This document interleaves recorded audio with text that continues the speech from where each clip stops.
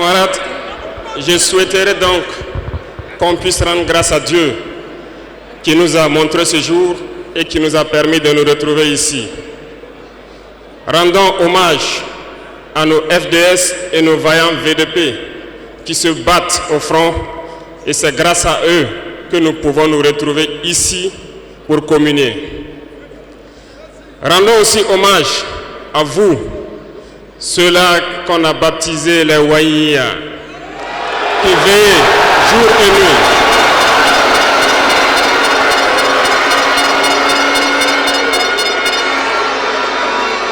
Vous qui veillez sur cette transition, vous qui veillez sur l'itinéraire que nous avons tracé, merci beaucoup à vous. Remercions ici donc nos autorités coutumières et religieuses qui ne ménagent aucun effort pour nous accompagner pour la mobilisation des jeunes à être engagés donc au sein des VDP qui aident les FDS sur le terrain. Merci beaucoup à tous d'être là. Nous ne pouvons pas faire une révolution sans communiquer. Certains diront qu'il ne faut pas trop parler, mais lorsqu'on ne parle pas, c'est la manipulation qui prend le terrain.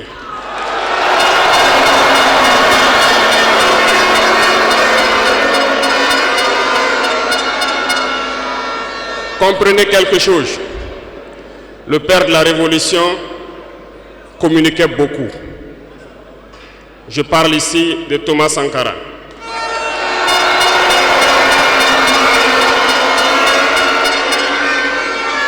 Dans l'un de ses propos, il vous disait ceci: l'impérialisme est un mauvais élève. Lorsqu'il est cherché de la classe, il revient toujours. Et je me souviens qu'à son adresse à ses compères donc de la CEDEAO, il disait que pour rompre le cordon ombilical qui nous lie à l'impérialisme, n'allez pas chercher une maïticienne d'État avec des doigts futés et un ciseau bien aiguisé pour rompre ce cordon. Mais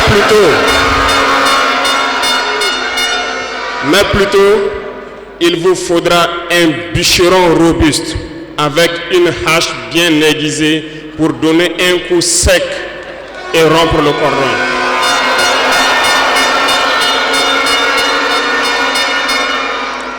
Cela veut tout dire.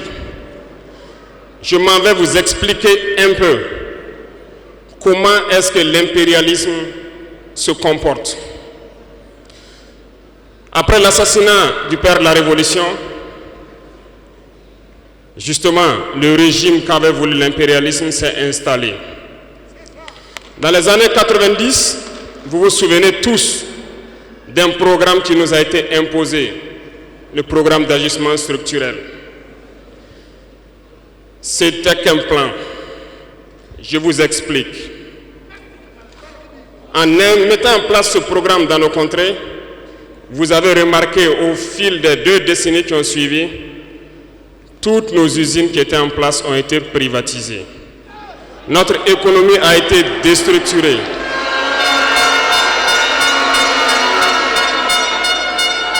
Ils ont mis en place un système néocolonial, un système de capitalisme sauvage qui ne profite qu'aux dirigeants et leurs amis, un cercle restreint.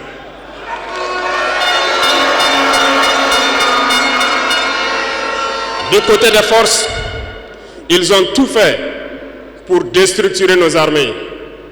Ils ont dit de baisser le budget des armées, de ne plus les équiper, de ne plus s'entraîner. Ce qui a été fait dans la sous-région.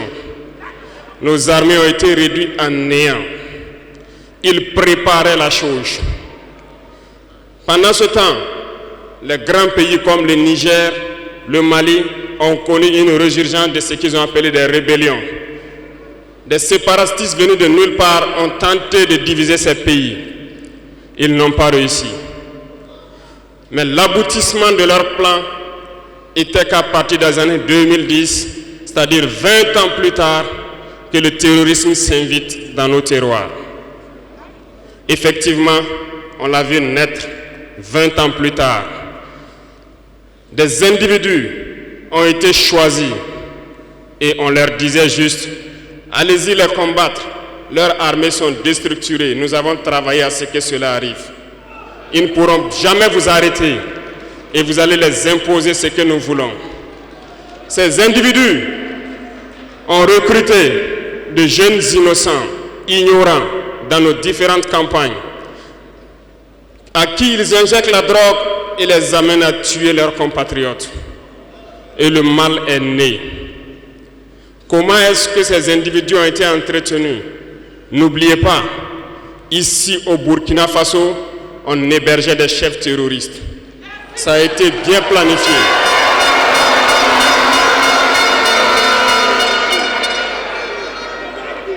Et comment y arriver? Lorsque ces terroristes vont se lancer, il y avait quelqu'un qui pourrait peut-être intervenir à la faveur de nos États. Je nomme ici le feu général Muammar Kadhafi. Il fallait l'éliminer. Et un beau jour, ils sont tombés sur lui. Ils l'ont éliminé. Ils ont encore eu dans ce plan l'ingénieuse idée de mettre toutes les soutes d'armement et de munitions à la disposition de ces terroristes qui devaient donc déstructurer notre sous-région. Le plan était parfait. Et dès lors, ils se sont mis en ordre de bataille. Ils ont commencé à descendre vers le sud. Nous nous souvenons encore, lorsque le régime en place à Bamako en son temps a fait appel donc à des forces étrangères.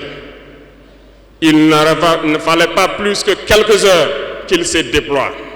C'était bien préparé. Ils se sont déployés et ils ont fait semblant d'arrêter le terrorisme.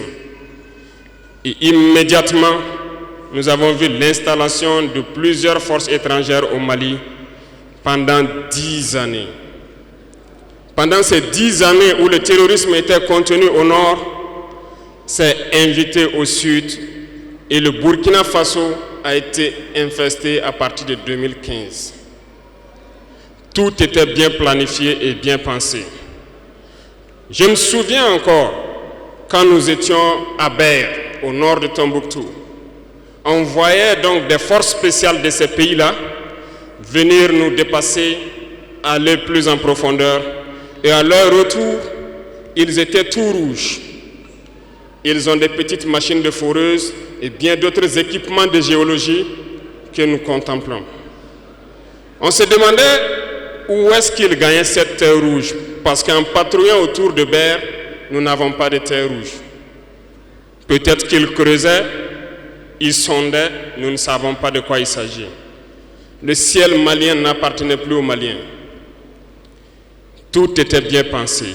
Lorsque des gens qui combattaient sur le terrain ont fait aussi le constat, ont décidé à un moment donné de prendre les responsabilités et les voilà sortis de nulle part. On nous traite de putschistes.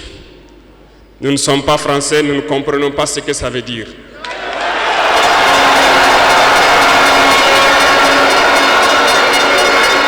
Et les valets locaux, qui sûrement ne comprennent même pas le sens profond du mot, nous appellent aussi putschistes. Très bien, on se l'approprie. Au fil de ces années, pour ce qui concerne le Burkina Faso, vous avez dû remarquer, tous les corps ont été déstructurés. Plus d'entraînement, plus rien pour l'armée. Ils ont imposé dans tous nos états-majors, toutes nos écoles et toutes nos structures stratégiques ce qu'ils ont appelé des conseils militaires. Lorsque nous nous sommes révoltés le 30 septembre 2022, la première des choses était de chercher à savoir qui sont ces conseillers militaires et où ils étaient. Nous avons donc pu identifier que le mal est profond. Et la première des choses était de leur demander de quitter notre armée.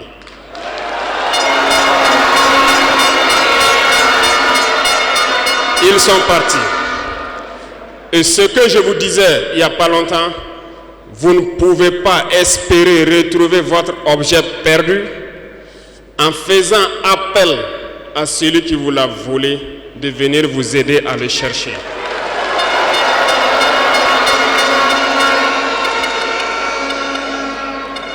Il fallait dès lors décider, prendre des décisions courageuses. Ce que nous avons décidé de faire. Ça n'a pas été sans conséquence. Parce que lorsque nous avons déjà demandé aux conseillers de partir, nous avons senti des manifestations. On nous a fait comprendre qu'on ne pourra pas s'en sortir sans eux. Et à chaque fois qu'ils nous le disaient, ça s'est traduit par des attaques d'envergure sur le terrain. Nous avons bien reçu le message. Lorsqu'à l'orée donc de l'année 2023, nous avons décidé de dire donc aux forces étrangères présentes ici de partir parce que nous voulons lutter en burkinabé.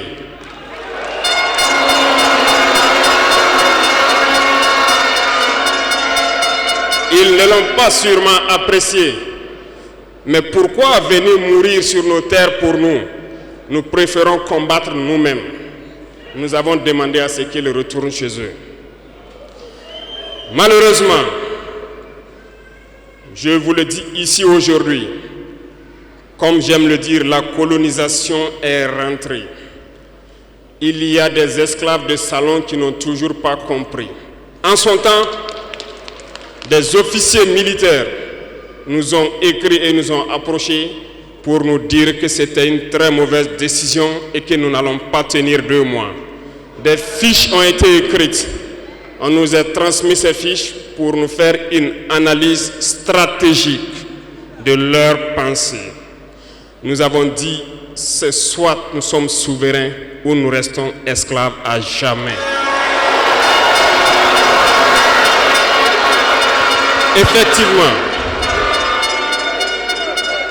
lorsque le dernier soldat a quitté le Burkina Faso, nous avons compris de quoi est-ce qu'il s'agissait. Les attaques se sont enchaînées immédiatement.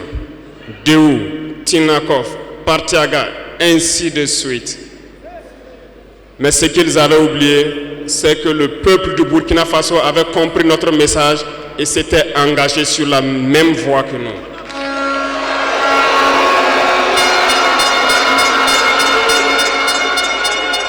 Nous nous sommes réorganisés rapidement et subitement, nous avons constaté que toutes les cellules dormantes terroristes se sont réveillées au Burkina Faso. On a réorganisé l'armée au plus vite, à une vitesse inégalée. Nous avons créé plusieurs unités et même si plusieurs autres sont à venir, nous les avons équipées. Et aujourd'hui, cet équipement se poursuit parce que dans les jours à venir, les mois à venir, ce que vous allez voir venir au Burkina Faso doit faire de notre armée une puissance à craindre.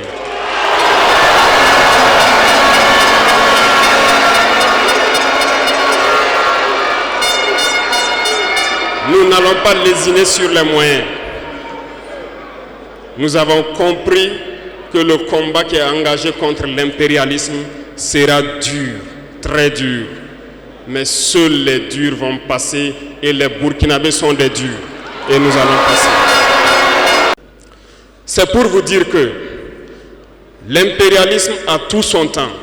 Lorsqu'il veut déstabiliser, il regarde dans l'immédiat. Si ce n'est pas possible, il pose les jalons pour le faire dans 10 ans, 20 ans, 30 ans.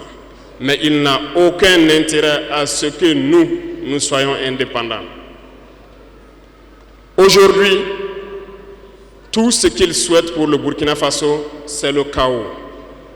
Parce qu'ils espèrent faire venir ces forces étrangères ici et espérer récupérer la situation dans 10 ans, même dans 20 ans. Mais nous ne les laisserons jamais parvenir à cet objectif.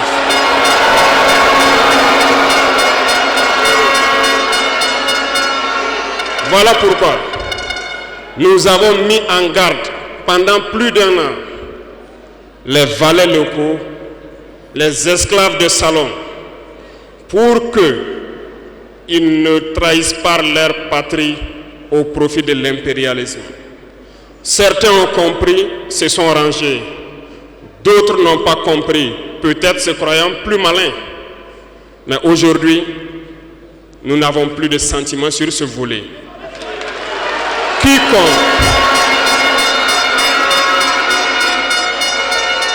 Quiconque va trahir sa patrie au profit de l'impérialisme, il sera traité comme tel.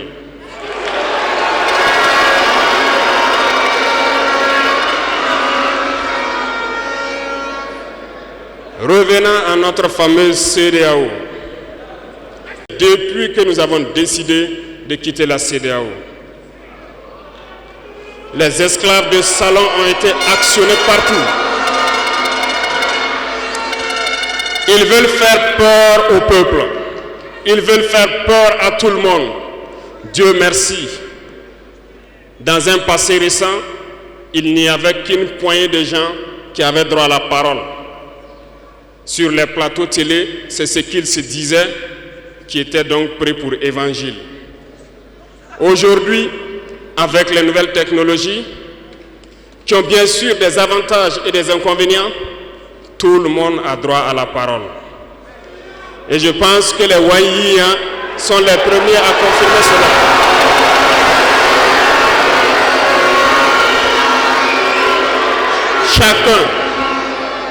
Chacun peut faire son analyse sur une situation. On peut certes se tromper, mais lorsqu'on vient vers nous pour comprendre, nous sommes bien ouverts pour vous expliquer les démarches.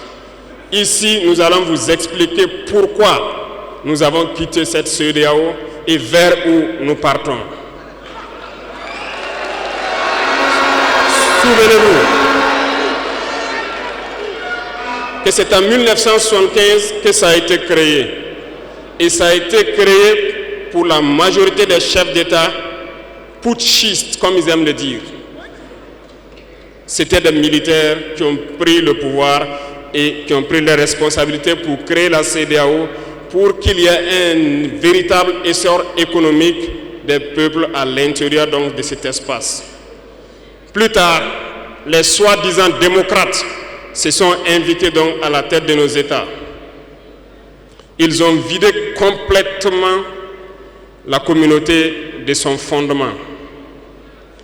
Lorsque le 26 juillet, le Niger a décidé de prendre son destin en main, nous étions surpris de voir la CEDEAO apparaître de je ne sais où avec une force en attente.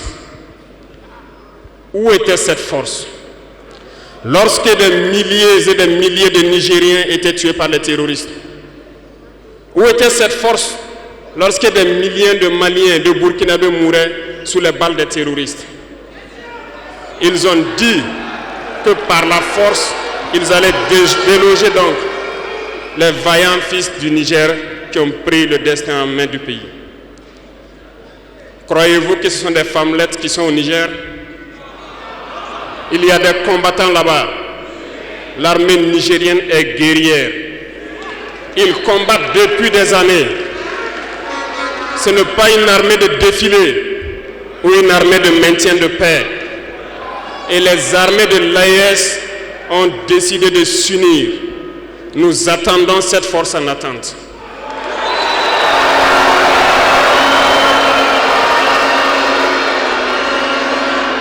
Il faut que ces soi-disant démocrates le comprennent.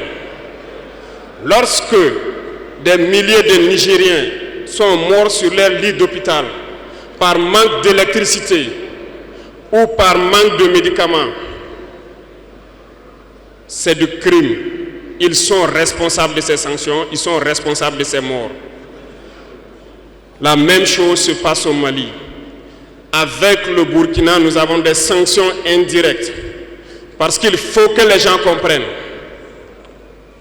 Lorsqu'ils partent prennent leurs consignes de l'autre côté, ils viennent, ils font tout pour l'appliquer. C'est honteux. Certains ont décidé de ne pas fournir l'électricité à nos pays. Ce n'est pas gratuit, nous payons. Et ça contribue à leur économie.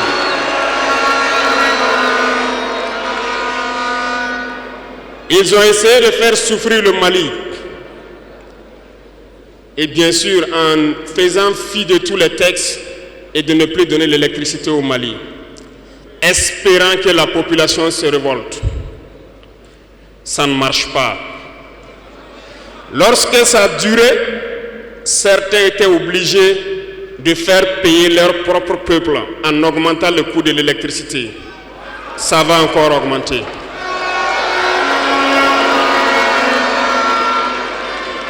Cela nous donne plusieurs leçons. Plusieurs leçons en ce sens que l'indépendance que nous prenons, la souveraineté que nous prenons, nous devons tout faire pour qu'elle soit. Ils nous ont donné de très belles leçons et nous avons très bien compris.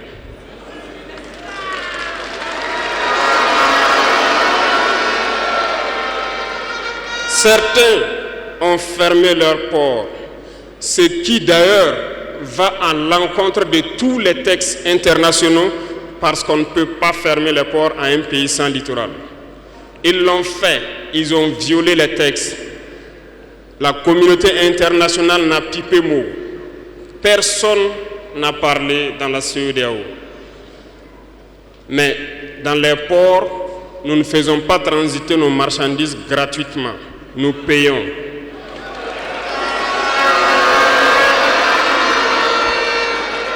Et ceux-là qui le font récoltent aujourd'hui les pots cassés. Et je pense que c'est une leçon pour eux aussi, qu'il ne faut toujours pas appliquer les consignes de leur maître. Il faut qu'ils le comprennent pour toujours. La CEDEAO n'a jamais fait un communiqué pour féliciter une victoire de nos armées.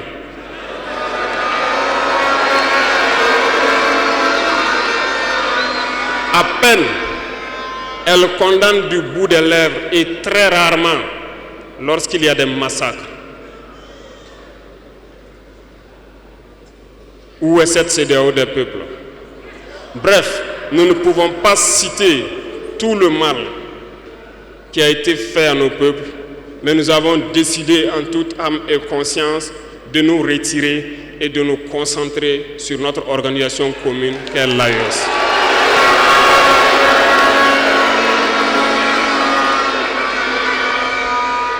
Retenez que il n'y a pas de peur, parce que en prospectant et en nous mettant au travail, nous avons remarqué une chose. Dernièrement, certains ont décidé d'interdire l'exportation de certains produits alimentaires vers le Burkina Faso. Très bien. Ils ont donné une durée. Nous ferons en sorte que, à la fin de cette durée, nous interdirons l'entrée de ces produits sur notre territoire.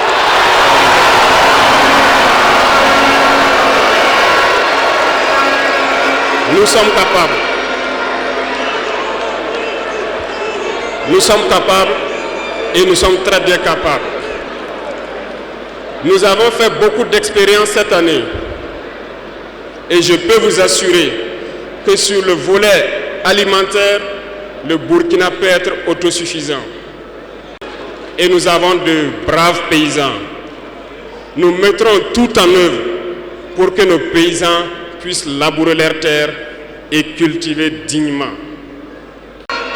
Et je mets au défi quiconque doute de cela, que si nous décidons aujourd'hui au Burkina Faso d'être dans 3 ans ou 5 ans premier exportateur de cacao, nous le serons.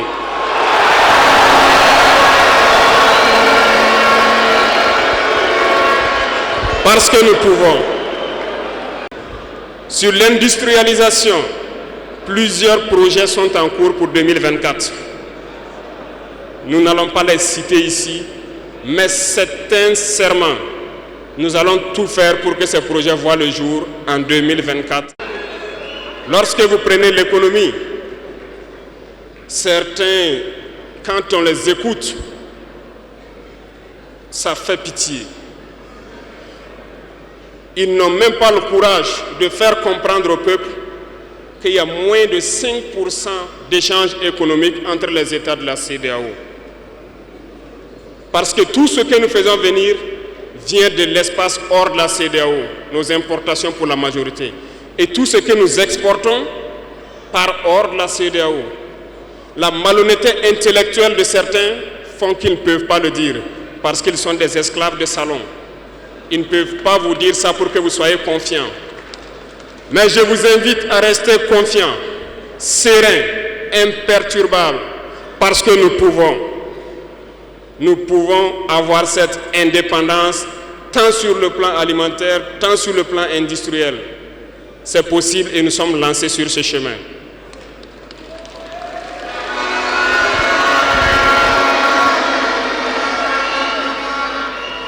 Donc, les propos qui tendent à vous faire peur, qui tendent à semer la panique, il faut vous en départir. On se mettra au travail et nous allons y arriver.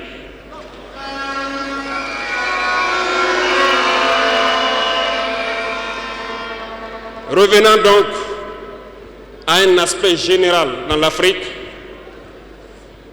Thomas Sankara disait que l'esclave qui n'est pas capable d'assumer sa révolte ne mérite pas que l'on s'apitoie sur son sort.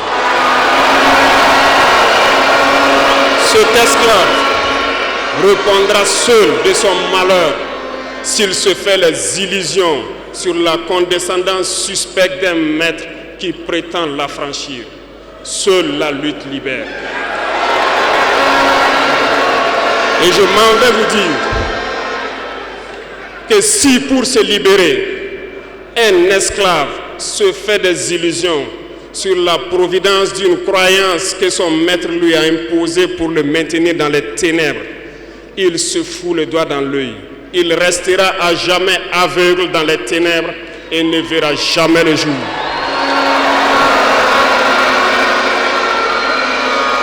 Dieu lui-même a dit, Dieu n'aime pas le paresseux. Dieu n'aime pas l'ignorant. Dieu n'aime pas celui qui ne se bat pas. Car dit-on, aide-toi et le ciel t'aidera.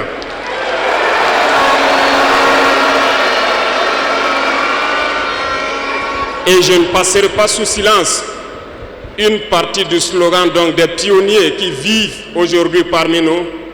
Oser lutter, savoir vaincre. Nous avons osé lutter dans l'AES et nous saurons vaincre. N'ayez aucune crainte.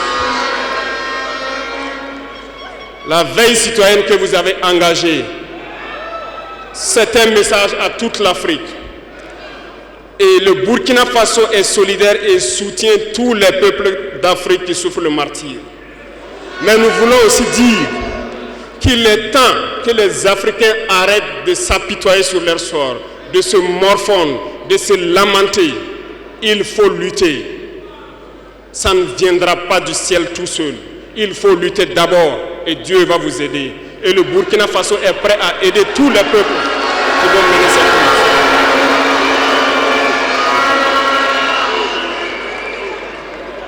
Dites-leur à tous ces peuples qui se battent, il est temps qu'ils disent la vérité à leurs dirigeants. Au Burkina Faso, lorsqu'il s'est agi pour nous de contribuer donc pour que le RDS soit équipé, les députés n'ont plus de salaire aujourd'hui. Ils n'ont que des indemnités de session. Les salaires des ministres ont été diminués au maximum et le peuple contribue. Vous ne pouvez pas lutter et vouloir que les dirigeants soient dans un luxe insultant. Les peuples doivent se réveiller et exiger cela de leurs dirigeants.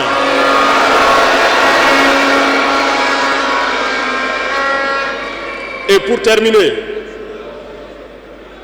je lance donc un appel à tous les peuples de l'AES, à travers vous, pour qu'ils restent unis et solidaires. Toute souffrance a une fin. La lutte que nous avons engagée est dure. Mais il faut rester la tête sur les épaules. Parce que l'arme fatale de l'impérialisme reste la manipulation à travers la communication. Sachez reconnaître les valets locaux. Sachez reconnaître les esclaves de salon. Sachez reconnaître tout ceux-là qu'on soudoie pour venir vous vendre de fausses informations. Pour vous-même, Restez serein et ne vous divisez pas. Parce que l'impérialisme a 1000 manèges dans son sac. Vous devez être vigilant. Vigilant et très vigilant. Merci à vous les VDP donc des différentes villes qui veillent jour et nuit pour que notre patrie reste debout. Et donc rendez hommage tous les jours aux FDS et aux VDP qui se battent au front. Merci beaucoup pour votre attention. Merci à tous ceux qui se sont déplacés ici pour que nous puissions nous entretenir. Merci à ceux qui sont dehors, qui n'ont pas pu accéder. La patrie ou la mort, nous vaincrons. Sobre Web TV, la Web TV au-delà de vos attentes.